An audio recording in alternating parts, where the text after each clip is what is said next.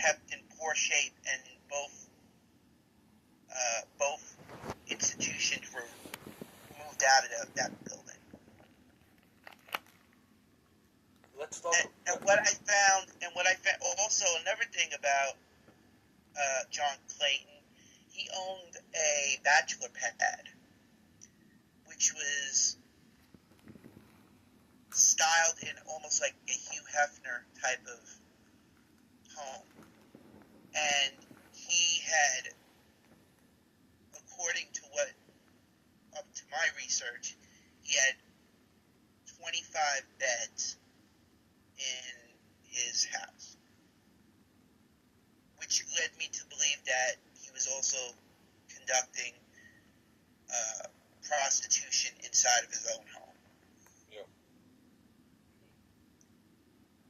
His partner, Martin Belkin, also owned a rundown candy factory that he was going to sell after C'est La Vie closed down. And I suspect that may have been another place where they were conducting possibly prostitution. Yeah, let's go to the L&L Tavern. It was a hangout of John Wayne Gacy. He was going there once in his Poker the Clown costume. And it was actually decades later the hunting ground of Jeffrey Dahmer. Yes, it was. What I found out about that place was that it was owned by or ran by a woman.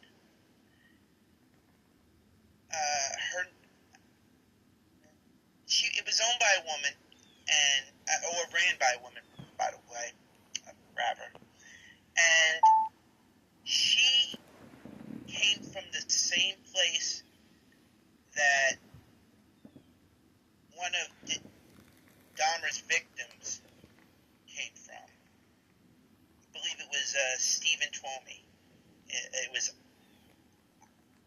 I don't recall the city like right now, but they were both from the same.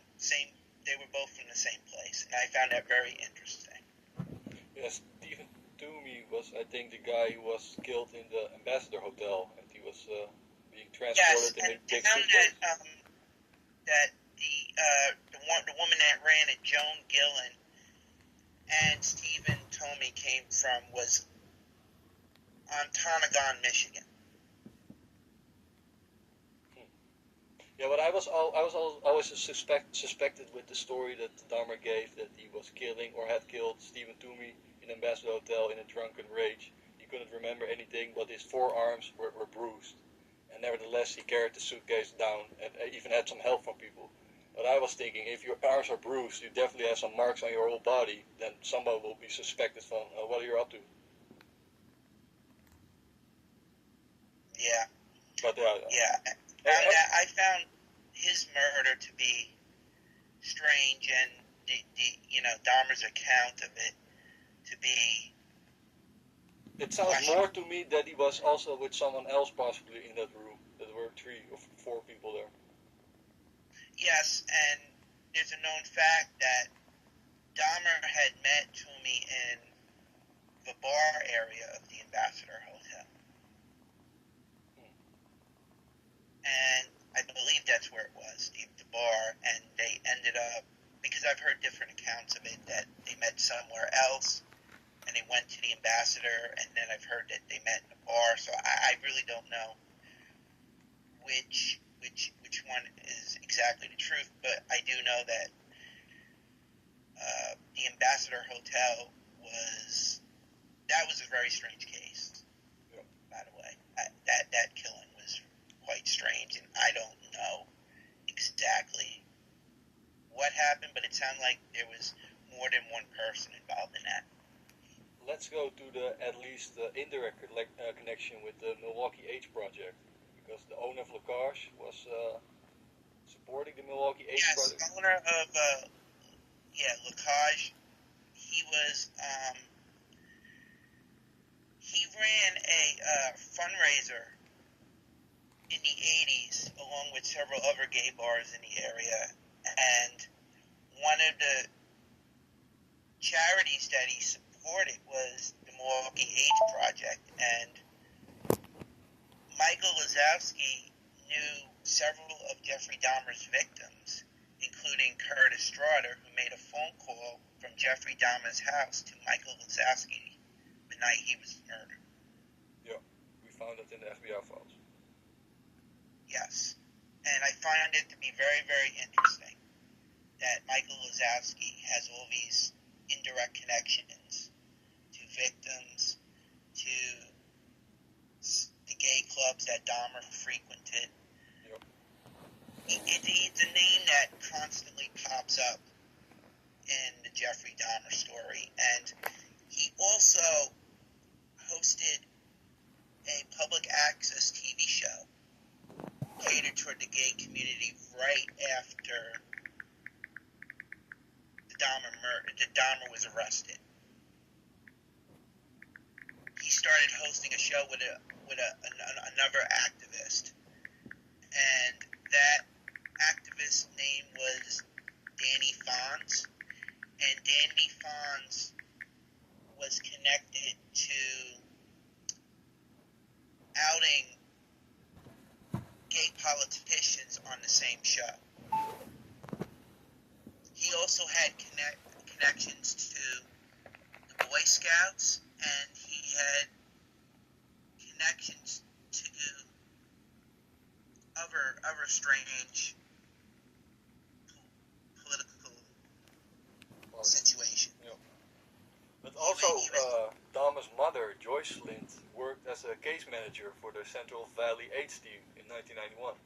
So they also have that connection. Yes, she did. And I find that interesting that people connected to the Jeffrey Dahmer case were working with gay charities. It's just or organizations. It's interesting, to say the least.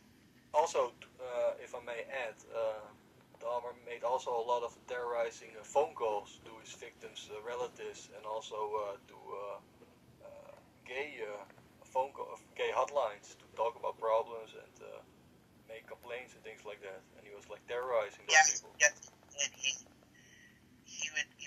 called a gay hotline and he said bragged like, that he killed gay people and he felt good about it. And then you had he also made a call to a coroner and said that he was experiencing something weird with a body, and he wanted to know if it was normal. Yeah. And people suspected that was Jeffrey Dahmer calling that coroner. And he also had been working with the nursing home under an assumed name. Yeah. So, to me, there's a lot of things that suggest that he was possibly could have been lurking around these charities, and he had access to these people's information. Yeah, I think it's also like always funny that they classify Dahmer as a loner, but if you really do investigations where this guy was hanging out all these clubs, sometimes exclusive clubs, you can only scratch your head from what the hell's going on. Yeah, I don't believe that he was a relative unknown in the gay community like it's portrayed. Yeah. And I don't believe he was moving in and out through these communities without, under some guise. At the very least, I believe these establishments knew Jeffrey Dahmer, if not the customers. Yeah, most definitely. Let's move to a few of his victims, because it's interesting to characterize what exactly kind of people they were, and that have